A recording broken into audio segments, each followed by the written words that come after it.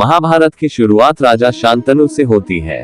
राजा शांतनु के पुत्र भीष्म पितामह थे। आओ जानते हैं कि किस तरह राजा शांतनु के कारण कौरव और पांडवों के कुल का प्रारंभ हुआ। तो जानते हैं इसके बारे में। इक्ष्वाकु वंश में महाविष नामक राजा थे। उन्होंने अश्वमेध और राजसूय यज्ञ करके स्वर्ग प्राप्त किया। एक दिन सभी देवता आदि ब्रह्मा जी की सेवा में उपस्थित हुए। वायु के वेग से श्री गंगा जी के वस्त्र उनके शरीर से खिसक गए। तब सभी ने आंखें नीची कर ली, किंतु महाविष उन्हें देखते रहे। तब ब्रह्मा जी ने उनसे कहा कि तुम मृत्युलोक जाओ। जिस गंगा को तुम देखते रहे हो वह तुम्हारा अप्रिय करेगी। इस प्रकार महाविष का जन्म राजा प्रतीप के रूप में हुआ। प्रतीप राजा गंगा के किनारे तपस्या कर रहे थे। उनके तप, रूप और सौंदर्य पर मोहित होकर गंगा उनकी दाहिनी जंघा पर आकर बैठ गई और कहने लगी, राजन, मैं आपसे विवाह करना चाहती हूँ। मैं जहनु ऋषि की पुत्री गंगा हूँ। इस पर राजा प्रतीप ने कहा, गंगे, तुम मेरी दाहिनी जंघा पर बैठी हो, जबकि पत्नी को तो वामांगी होना चाहिए। दाहिनी जंघा तो पुत्र का प्रतीक है, अतः मैं तुम्हें अपनी पुत्रवधू के रूप में स्वीकार कर सकता हूँ। यह सुनकर गंगा वहां से चली गई। जब महाराज प्रतीप को पुत्र की प्राप्ति हुई तो उन्होंने उसका नाम शांतनु रखा। प्रतापी राजा प्रतीप के बाद उनके पुत्र शांतनु हस्तिनापुर के राजा हुए और इसी शांतनु से गंगा का विवाह हुआ। विवाह के वक्त गंगा ने शर्त रखी कि आपसे जो भी मुझे पुत्र उत्पन्न होगा उसका मैं क्या करूंगी, इसके बारे में आप जिस दिन भी सवाल पूछेंगे मैं उसी समय स्वर्ग लौट जाऊंगी। गंगा से उन्हें 8 पुत्र मिले, जिसमें से 7 को गंगा ने नदी में बहा दिया। तब तक राजा शांतनु ने यह नहीं पूछा कि आखिर तुम ऐसा क्यों कर रही हो, परंतु जब 8वें पुत्र का जन्म हुआ तो राजा से रहा नहीं गया, तो गंगा ने कहा कि शर्त के अनुसार मुझे अब स्वर्ग जाना होगा। ये 7 पुत्र 7 वसु थे जो श्राप के चलते मनुष्य योनि में आए थे, तो मैंने इन्हें तुरंत ही मुक्त कर दिया और यह 8वां वसु अब आपके हवाले। शांतनु ने गंगा के 8वें पुत्र का नाम देवव्रत रखा। ये देवव्रत ही आगे चलकर भीष्म कहलाए। 8वें पुत्र को जन्म देकर गंगा स्वर्गलोक चली गई तो राजा शांतनु अकेले हो गए। फिर शुरुआत होती है शांतनु और सत्यवती के विवाह की। तो जानते हैं इसके विषय में। एक दिन शांतनु यमुना के तट पर घूम रहे थे कि उन्हें नदी में नाव चलाते हुए एक सुंदर कन्या नजर आई। शांतनु उस कन्या पर मुग्ध हो गए। उन्होंने कन्या से उसका नाम पूछा तो उसने कहा, महाराजा, मेरा नाम सत्यवती है और मैं निषाद कन्या हूँ। शांतनु सत्यवती के प्रेम में रहने लगे। सत्यवती भी राजा से प्रेम करने लगी।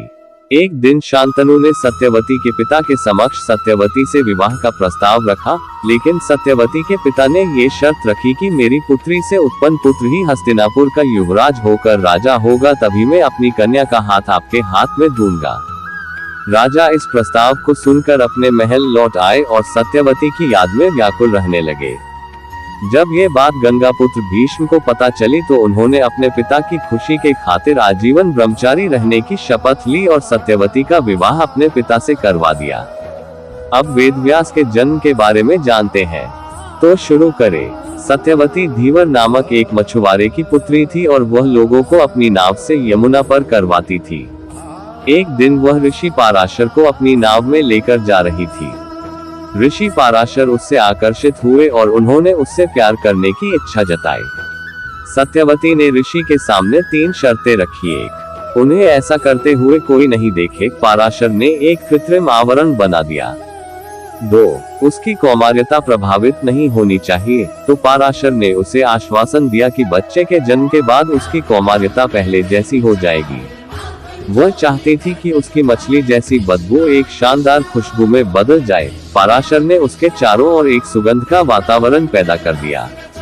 सत्यवती और पराशर ऋषि के प्रेम के कारण महान महर्षि वेदव्यास का जन्म हुआ। शांतनु के सत्यवती से विवाह के पश्चात सत्यवती के 2 पुत्र हुए, चित्रांगद और विचित्रवीर्य। चित्रांगद और विचित्रवीर्य की बाल्यावस्था में ही शांतनु का स्वर्गवास हो गया, इसलिए उनका पालन पोषण भीष्म ने ही किया। चित्रांगद के बड़े युवावस्था प्राप्त करने पर भीष्म ने उन्हें राजगद्दी पर बिठा दिया, किंतु कुछ ही काल में गंधर्वों से युद्ध करते हुए चित्रांगद मृत्यु को प्राप्त हुआ। तब भीष्म ने उनके अनुज विचित्रवीर्य को राज्य सिंहासन सौंपा। विचित्रवीर्य को राज्य सौंपने के पश्चात भीष्म को उसके विवाह की चिंता हुई। उन्हीं दिनों काशीराज की 3 कन्याओं अंबा, अंबिका और अंबालिका का स्वयंवर का आयोजन हुआ। भीष्म ने स्वयंवर में जाकर अकेले ही वहां आए समस्त राजाओं को परास्त कर दिया और अंबा, अंबिका और अंबालिका का हरण कर हस्तिनापुर ले आए। अंबा ने भीष्म को बताया कि वह अपना तन मन राजा शाल्व को अर्पित कर चुकी है। इस बात को सुनकर भीष्म ने उसे राजा शाल्व के पास भिजवा दिया और अंबिका और अंबालिका का विवाह विचित्रवीर्य के साथ करवा दिया। राजा शाल्व ने अंबा को ग्रहण नहीं किया, अतः वह हस्तिनापुर लौटकर आ गई और भीष्म से बोली, हे आर्य, आप मुझे हर कर लाए हैं, अतएव आप मुझसे विवाह करें। किंतु भीष्म ने अपनी प्रतिज्ञा के कारण उसके अनुरोध को स्वीकार नहीं किया। अंबा रुष्ट होकर परशुराम के पास गई और उनसे अपनी व्यथा सुनाकर सहायता मांगी। परशुराम ने अंबा से कहा, हे देवी, आप चिंता न करें, मैं आपका विवाह भीष्म के साथ करवाऊंगा। परशुराम ने भीष्म को बुलावा भेजा, किंतु भीष्म उनके पास नहीं गए। इस पर क्रोधित होकर परशुराम भीष्म के पास पहुंचे और दोनों वीरों में भयानक युद्ध छिड़ गया। दोनों ही अभूतपूर्व योद्धा थे, इसलिए हार जीत का फैसला नहीं हो सका। आखिर देवताओं ने हस्तक्षेप करके इस युद्ध को बंद करवा दिया। अंबा निराश होकर वन में तपस्या करने चली गई। विचित्रवीर्य अपनी दोनों रानियों के साथ भोग विलास में रत हो गए, किंतु दोनों ही रानियों से उनकी कोई संतान नहीं हुई और वे क्षय रोग से पीड़ित होकर मृत्यु को प्राप्त हो गए।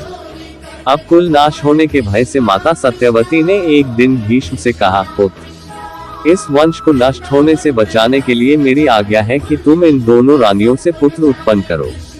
माता की बात सुनकर भीष्म ने कहा, माता, मैं अपनी प्रतिज्ञा किसी भी स्थिति में भंग नहीं कर सकता। यह सुनकर माता सत्यवती को अत्यंत दुख हुआ। अचानक उन्हें अपने पुत्र वेदव्यास का स्मरण हो आया। स्मरण करते ही वेदव्यास वहां उपस्थित हो गए। सत्यवती उन्हें देखकर बोली, हे पुत्र, तुम्हारे सभी भाई निसंतान ही स्वर्गवासी हो गए, अतः मेरे वंश को नाश होने से बचाने के लिए मैं तुम्हें आज्ञा देती हूँ कि तुम उनकी पत्नियों से संतान उत्पन्न करो। वेदव्यास उनकी आज्ञा मानकर बोले, माता, आप उन दोनों रानियों से कह दीजिए कि वे 1 वर्ष तक नियम व्रत का पालन करते रहें, तभी उनको गर्भ धारण होगा। 1 वर्ष व्यतीत हो जाने पर वेदव्यास सबसे पहले बड़ी रानी अंबिका के पास गए। अंबिका ने उनके तेज से डरकर अपने नेत्र बंद कर लिए। वेदव्यास लौटकर माता से बोले, माता, अंबिका का बड़ा तेजस्वी पुत्र होगा, किंतु नेत्र बंद करने के दोष के कारण वह अंधा होगा। सत्यवती को ये सुनकर अत्यंत दुख हुआ और उन्होंने वेदव्यास को छोटी रानी अंबालिका के पास भेजा। अंबालिका वेदव्यास को देखकर भय से पीली पड़ गई। उसके कक्ष से लौटने पर वेदव्यास ने सत्यवती से कहा, माता, अंबालिका के गर्भ से पांडु रोग से ग्रसित पुत्र होगा। इससे माता सत्यवती को और भी दुख हुआ और उन्होंने बड़ी रानी अंबालिका को पुनः वेदव्यास के पास जाने का आदेश दिया। इस बार बड़ी रानी ने स्वयं न जाकर अपनी दासी को वेदव्यास के पास भेज दिया। इस बार वेदव्यास ने माता सत्यवती के पास आकर कहा, माते, इस दासी के गर्भ से वेदांत में पारंगत अत्यंत नीतिवान पुत्र उत्पन्न होगा। इतना कहकर वेदव्यास तपस्या करने चले गए। समय आने पर अंबिका के गर्भ से जन्म से अंधे धृतराष्ट्र, अंबालिका के गर्भ से पांडु रोग से ग्रसित पांडु तथा दासी के गर्भ से धर्मात्मा विदुर का जन्म हुआ। आज बस इतना ही, फिर मिलेंगे एक नई वीडियो में। जय श्री कृष्ण, राधे राधे।